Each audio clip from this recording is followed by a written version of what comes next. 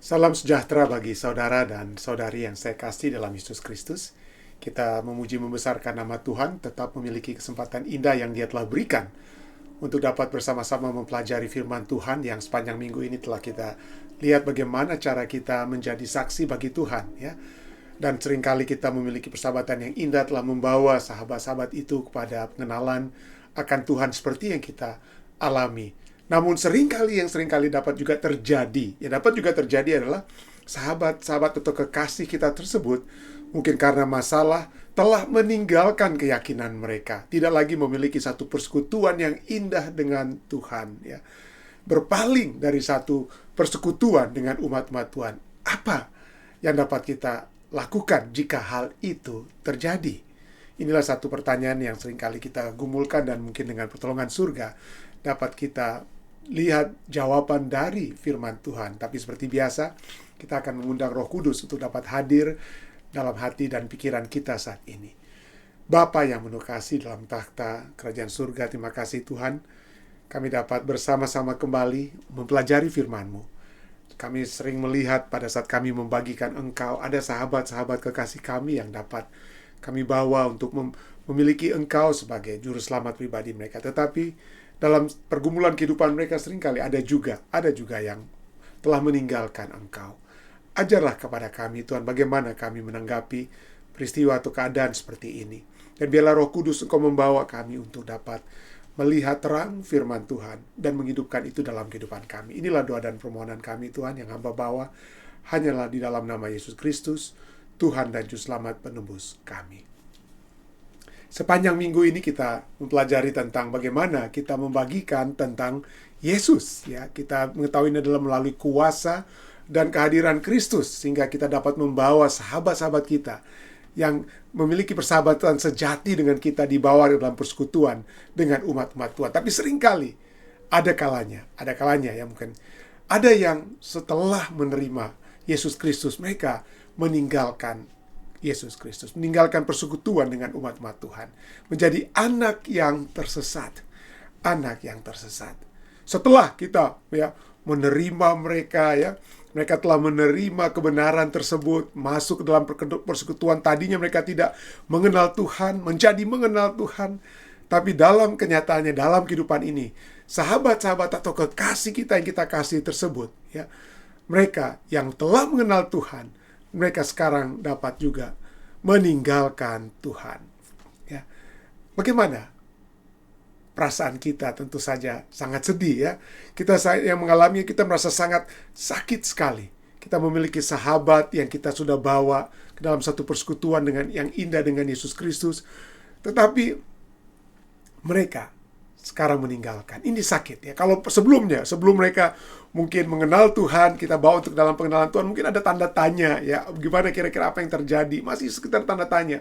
Tapi pada saat mereka yang telah mengenal Tuhan itu meninggalkan Tuhan, itu menimbulkan luka dan sakit yang mendalam. Dan ini adalah satu hal yang terjadi dalam pengalaman kehidupan umat-umat Tuhan di sepanjang masa, bahkan kepada bangsa Israel sendiri. Bangsa Israel yang kerajaan utara yang disebut dengan Efraim, Tuhan menyatakan tentang mereka dalam Hosea 7 ayat 8, ya. Dalam Hosea 7 ayat 8 Tuhan menyatakan bahwa Efraim mencampurkan dirinya di antara bangsa-bangsa. Efraim telah menjadi roti bundar yang tidak dibalik, ya. Roti bundar yang tidak dibalik. Apa artinya? Kita tahu bahwa pada saat Tuhan memanggil bangsa Israel keluar dari Mesir, mereka menjadi umat pilihannya, ya. Tapi setelah zaman daripada Salomo, maka terjadilah perpecahan di antara bangsa tersebut. Yang di utara dikenal dengan kerajaan utara atau bangsa Efraim atau bangsa Israel, sedangkan yang di selatan dikenal dengan kerajaan Yehuda. Ya, dengan kerajaan Yehuda. Dan yang di utara ini selalu bermasalah, ya. Selalu bermasalah. Tadinya umat-umat Tuhan, tapi mereka atau bangsa Efraim atau bangsa utara ini telah menjadi roti bundar yang tidak dibalik. Artinya, roti bundar yang tidak dibalik itu hanya matang di satu sisi.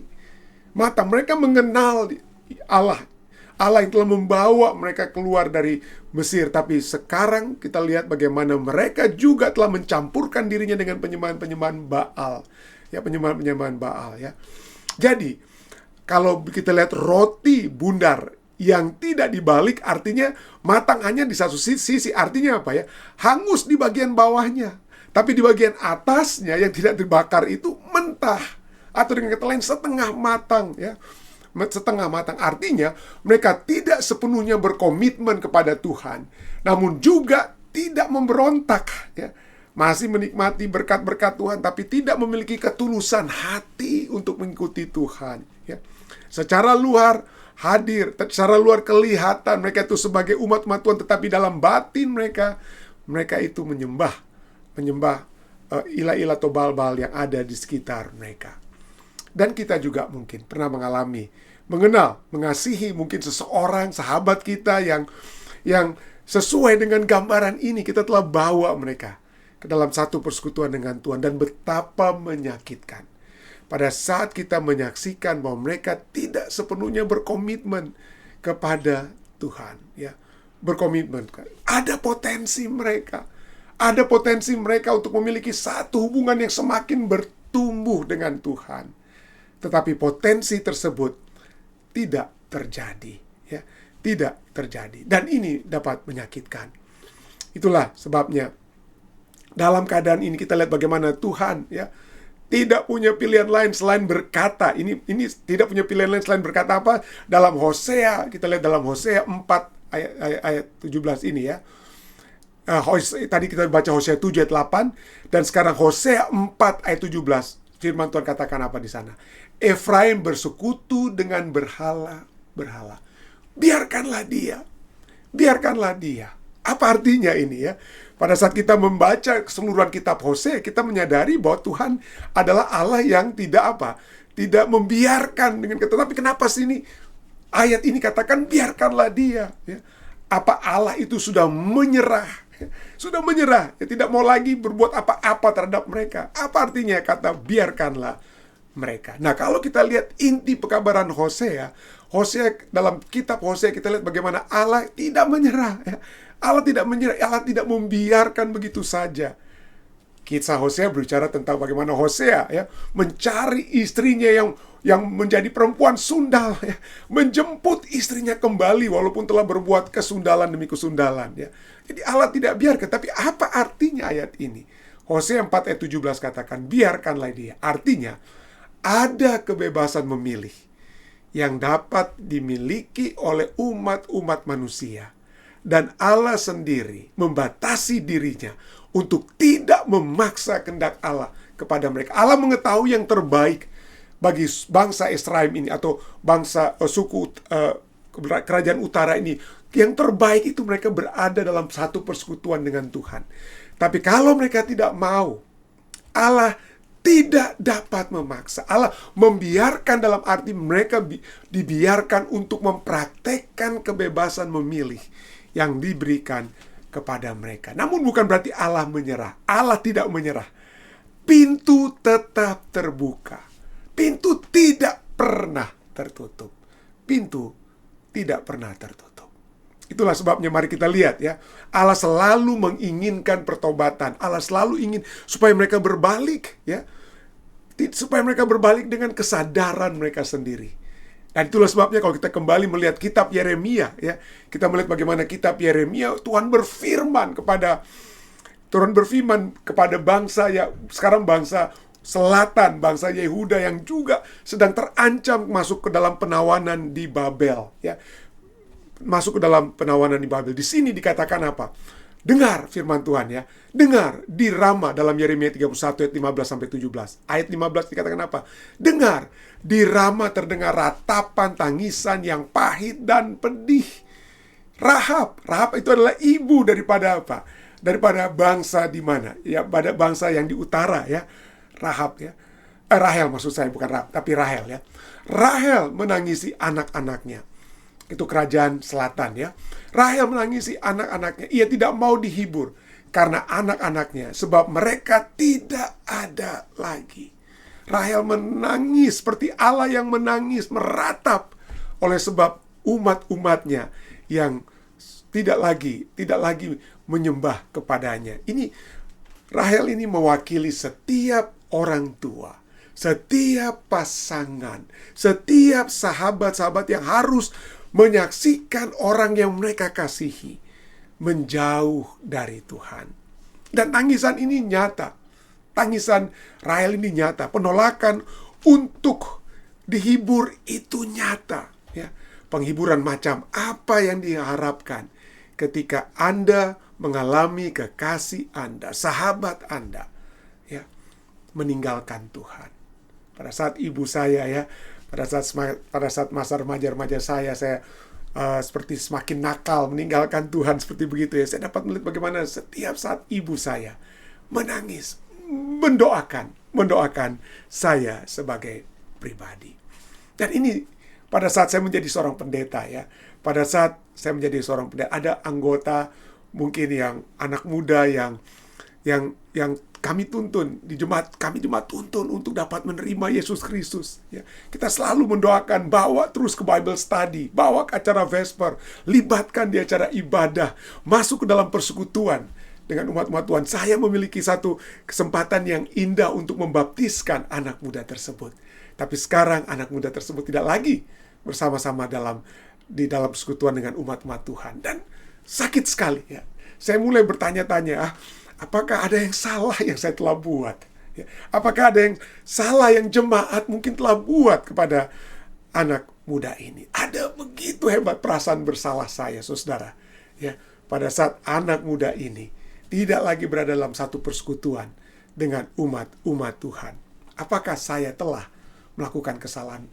Perasaan bersalah. Namun, pada akhirnya, ya, pada saat saya mempelajari firman Tuhan, saya mendapati bahwa saya tidak dapat selalu menyalahkan diri saya. Mungkin ada yang dapat saya kembangkan dari peristiwa tersebut. Mungkin ada dalam Lukas 15 berbicara, ya, tentang mungkin ada seperti seorang wanita yang kehilangan uang koin dalam rumahnya. Ada yang harus dibersihkan. Dalam Lukas 15 berbicara tentang 3 hal yang hilang. Domba yang hilang, koin yang hilang, dan anak yang terhilang. Kalau kita lihat dalam kisah koin, ya, uang logam yang hilang ini, rumah harus dibersihkan sehingga uang logam tersebut dapat ditemukan. Saya berpikir, apakah ada yang harus saya bersihkan dalam diri saya sebagai seorang pendeta atau di jemaat saya yang saya gembalakan? Tapi di lain pihak, kami juga dapat melihat, kita juga dapat melihat bagaimana dalam kisah yang terhilang ada juga anak yang terhilang, di mana yang dapat dilakukan oleh sang ayah hanya mendoakan agar anak tersebut dapat kembali pulang ke rumah. Jadi itulah sebabnya saya memiliki satu kekuatan, ya. Saya harus berhenti kadang-kadang menyalahkan diri saya sendiri. Saya dapat memiliki pengaruh, ya. Saya dapat memiliki pengaruh sehingga sahabat saya, anak muda tersebut dapat menerima Yesus Kristus, ya. Tetapi saya tidak memiliki kendali. Saya tidak memiliki kendali terhadap jalan kehidupan seseorang. Saya dapat memiliki pengaruh. Pengaruh saya dapat membawa orang untuk menerima Yesus Kristus. Tetapi saya tidak dapat memaksakan orang tersebut untuk terus-menerus berada dalam satu persekutuan dengan Tuhan. Ya. Saya tidak memiliki kendali. Saya tidak memiliki kendali. Sang Bapa hanya dapat apa? Berdoa, bermohon, berharap agar anaknya itu pulang. Allah sendiri di Taman Eden tidak dapat memaksa agar Adam dan Hawa itu tidak jatuh. Ada kebebasan memilih. Setiap umat manusia memiliki kendali terhadap jalan kehidupan kita sendiri. Kita tidak dapat menyalahkan orang tua. Kita tidak dapat menyalahkan pendeta kalau kita memilih untuk berada dalam satu kehidupan keduniawian, ya. Kalau itu yang kita pilih, itu adalah pilihan kita sendiri. Kalau kita akhirnya memilih untuk jauh dari Tuhan, walaupun orang tua kita, walaupun pendeta itu akan menangis, ya, sangat sedih sekali, seperti yang saya pernah alami, ya. Sedih sekali begitu seorang tersebut jauh dari Tuhan. Tetapi kita harus menyadari, kita semua masing-masing memiliki kebebasan memilih. Kita memiliki kendali terhadap jalan kehidupan kita masing-masing. Dan inilah yang dialami oleh kerajaan utara maupun kerajaan selatan. Utara yang hancur dan kemudian kerajaan selatan dibawa ke penawanan di Babylon, ya, sehingga Tuhan melalui Nabi Yeremia meratap terhadap mereka ya. Tapi Tuhan, pada saat ini kita lihat apa yang dikatakan ya, ayat 16 dan 17. Pada saat ratapan itu terjadi, ayat 16 dari Yeremia 31. Ayat 16 katakan, beginilah firman Tuhan, cegahlah suaramu dari menangis. Ya. Yang lain kepada Rahel itu ya, kepada umat-umat Tuhan yang masih setia termasuk pada Nabi Yeremia, cegahlah suaramu dari menangis dan matamu dari mencucurkan air mata, sebab untuk jerih payahmu ada ganjaran. Ya, demikianlah firman Tuhan. Mereka akan kembali dari negeri musuh. Masih ada harapan ya. Masih ada harapan untuk hari depanmu. Demikianlah firman Tuhan.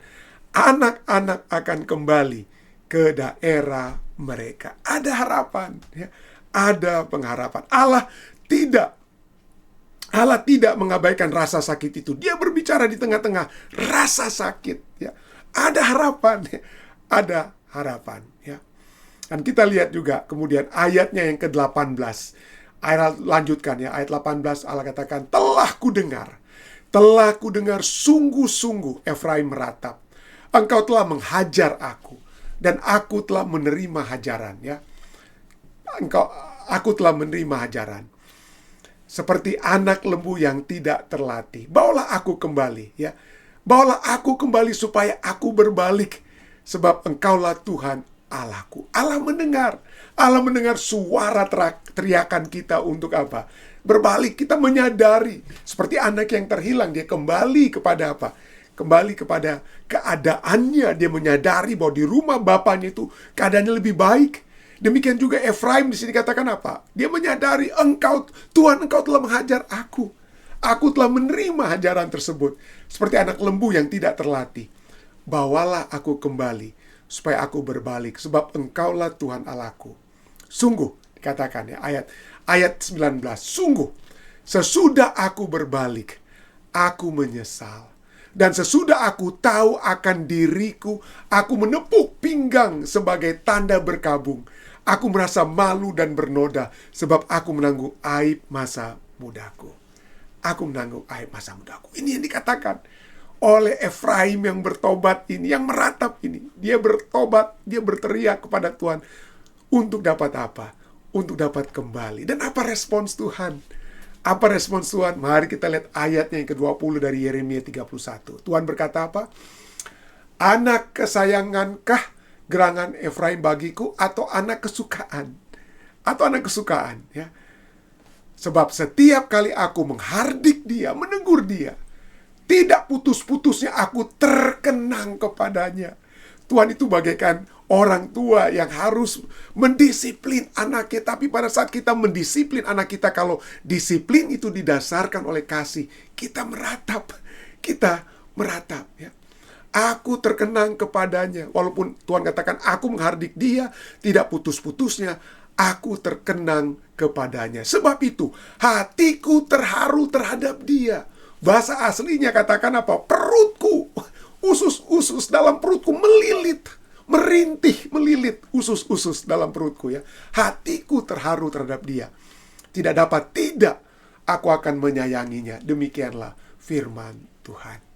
Walaupun kita melihat kekasih-kekasih kita mungkin ya pergi meninggalkan ya, pergi meninggalkan kebenaran yang tadinya mereka telah terima. Biarlah kita berdoa terus. Berdoa sampai akhirnya mereka dapat menyadari keadaan mereka dan berbalik. Dan pada saat mereka berbalik seperti Allah, kita yang selalu mengenang mereka, kita yang selalu memiliki kerinduan hati kita supaya mereka berbalik, maka kita akan terus menyayangi mereka. Bukan menyayangi mereka saat mereka berbalik saja. Sebelum mereka berbalik sekalipun, biarlah kita terus mendoakan mereka, terus menyayangi mereka. Walaupun mereka sudah lari jauh dari Tuhan. Walaupun mereka sudah berdosa. Ini kata lain ya. Walaupun mereka sudah berdosa. Tidak heran ya, Oscar Wilde dia katakan apa? Bahwa setiap orang suci memiliki masa lalu. Setiap kita memiliki masa lalu yang gelap ya. Kesalahan-kesalahan kita masa lalu kita ada. Walaupun kita saat ini sudah suci dalam arti kita sudah dibenarkan oleh Yesus Kristus. Tapi setiap kita itu tetap masih memiliki masa lalu. Tapi apa yang berikutnya dikatakan? Dan setiap pendosa memiliki masa depan. Memiliki masa depan.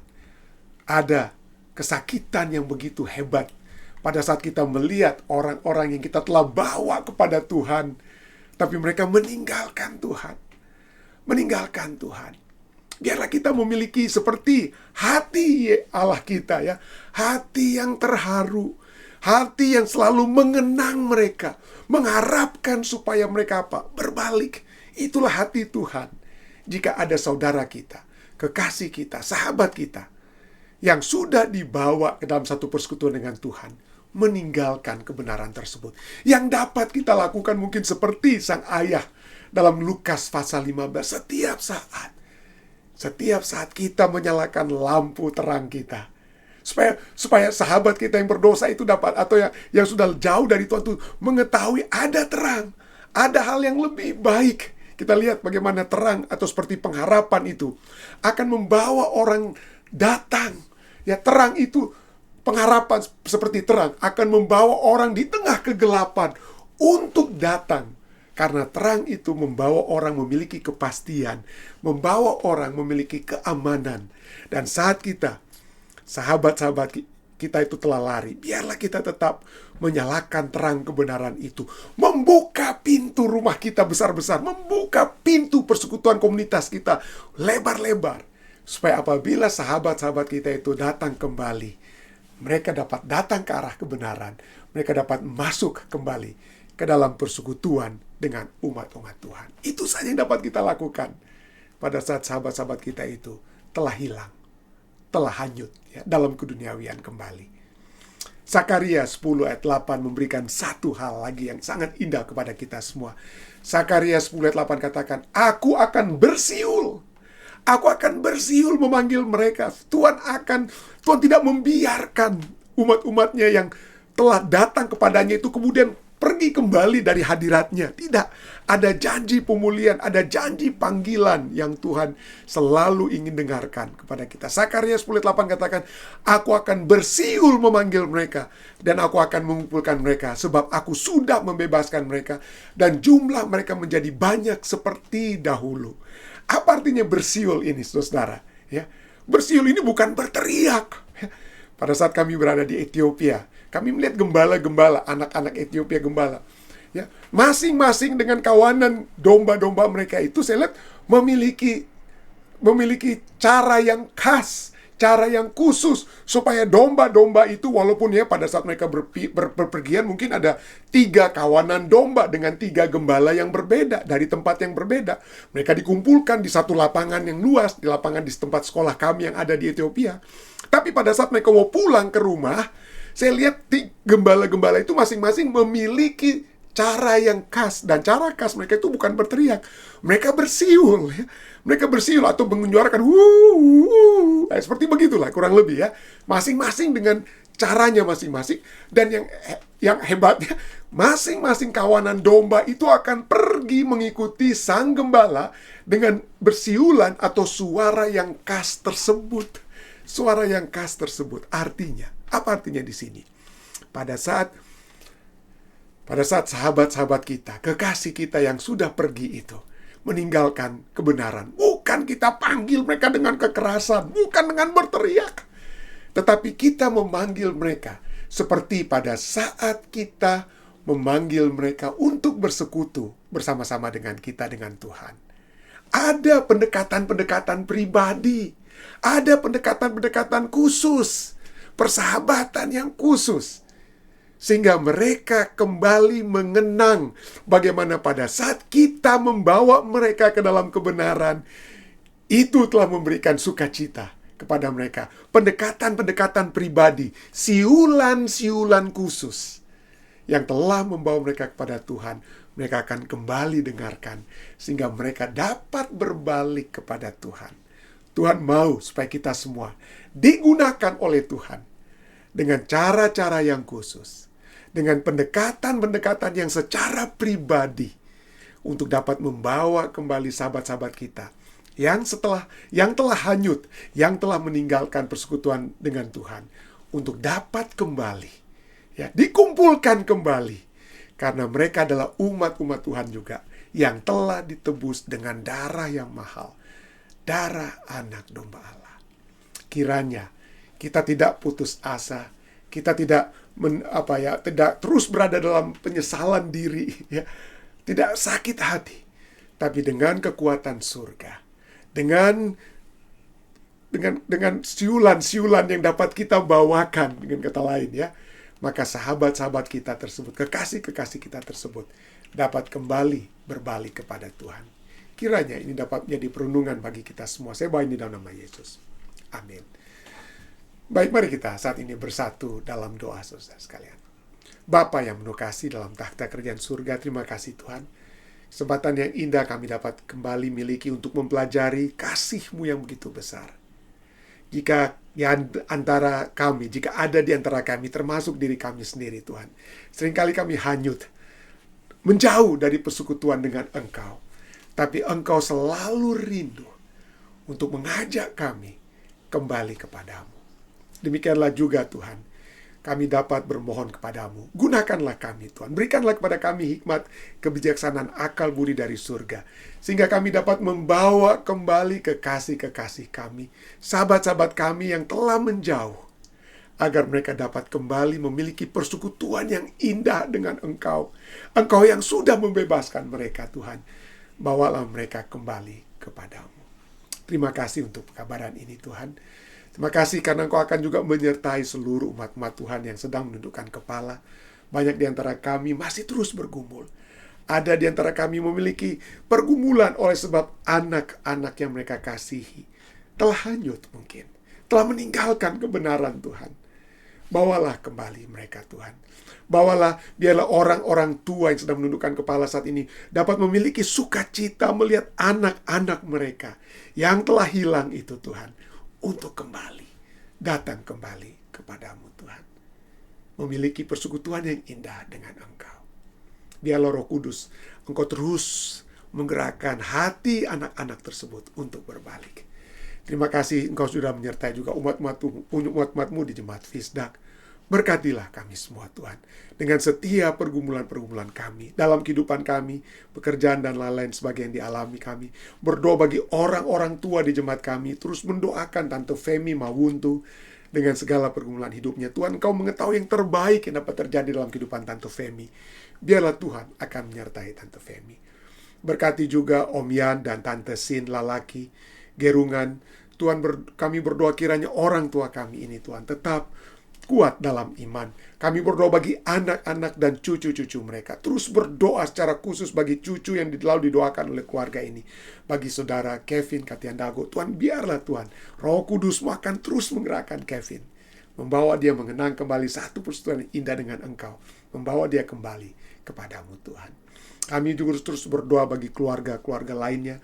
Kami terus berdoa bagi saudara Weli Longkutoy, Jessica dan Ibu Endang di Indonesia. Penyertaan Tuhan kiranya terus menjadi bagian mereka. Berdoa bagi Om Jimmy Sangeroki, Tante Reni, Sangeroki, Mama Ait dan Kristi. Tuhan akan selalu membawa mereka kuat dalam Tuhan, dalam menghadiri acara-acara ibadah yang selalu mereka hadiri. Tuhan akan selalu menyertai kehidupan mereka. Tuhan, kami juga berdoa Tuhan kepada keluarga-keluarga muda yang ada di jemaat kami. Terus berdoa bagi Belva dan Aubrey. Terus berdoa bagi Travis, putra mereka. Kami terus berdoa bagi Ibu Anet, Bapak Andoko, orang tua dari Aubrey yang bersama-sama saat ini. Penyertaan Tuhan kiranya terus menjadi bagian mereka. Terima kasih Tuhan, terima kasih. Engkau sudah mendengar doa-doa dan permohonan kami Tuhan. Lengkapilah dan sempurnakanlah Tuhan doa hamba-Mu ini. Inilah doa dan permohonan yang telah hamba bawa Tuhan, hanya di dalam nama Yesus Kristus, Tuhan dan Juru Selamat Nebus kami. Amin. Terima kasih saudara sekalian yang sudah bersama-sama. Sampai bertemu kembali besok di waktu yang sama. Tuhan memberkati kita semua.